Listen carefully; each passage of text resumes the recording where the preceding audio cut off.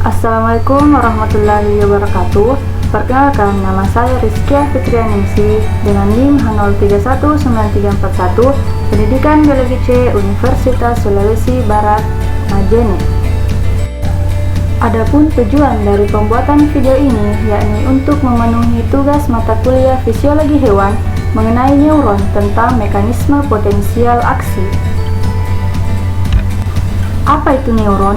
Neuron adalah unit kerja sistem saraf pusat. Neuron berkomunikasi satu sama lain melalui dendrit dan aksonnya. Umumnya, sinyal masuk diterima di dendrit, sedangkan sinyal keluar berjalan di sepanjang akson ke terminal saraf. Untuk mencapai komunikasi yang cepat melalui akson yang panjang, neuron mengirimkan sinyal listrik dari badan sel ke terminal saraf di sepanjang akson. Ini diketahui sebagai impuls saraf atau potensial aksi. Potensial aksi pada dasarnya adalah pembalikan singkat polaritas listrik melintasi membran sel. Sel terpolarisasi, artinya ada arus listrik tegangan K melewati membran sel. Dalam neuron istirahat, tegangan khas yang dikenal sebagai potensial membran istirahat sekitar minus 70 mV. Nilai negatif berarti sel lebih negatif di bagian dalam. Pada keadaan istirahat ini, ada gradien konsentrasi natrium dan kalium melintasi membran sel.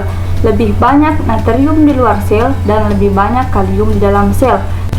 Gradien ini dipertahankan oleh pompa natrium-kalium yang terus-menerus membawa kalium masuk dan memompa natrium keluar dari sel.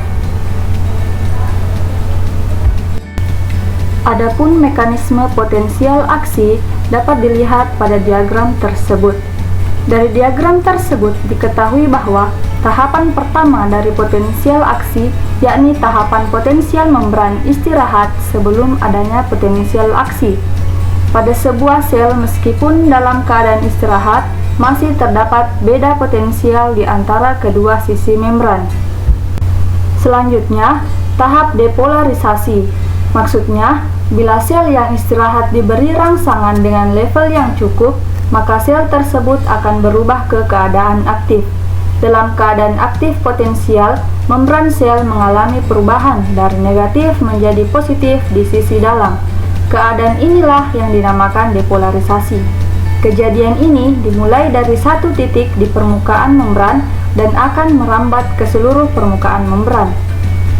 Pada tahapan ini, membran sangat permeabel, sangat reaktif terhadap ion Na+, sehingga kanal Na+ terbuka, sehingga Na+ akan masuk ke dalam, sehingga potensial membran meningkat.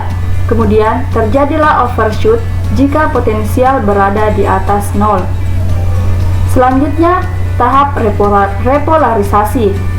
Dalam keadaan repolarisasi, potensial membran berubah dari positif di sisi dalam menuju kembali ke negatif di sisi dalam. Tahapan repolarisasi diawali dari suatu titik dan merambat ke seluruh permukaan membran sel. Bila seluruh membran sel sudah bermuatan negatif di sisi dalam, maka dikatakan sel dalam keadaan istirahat atau keadaan polarisasi kembali dan siap untuk menerima rangsangan berikutnya.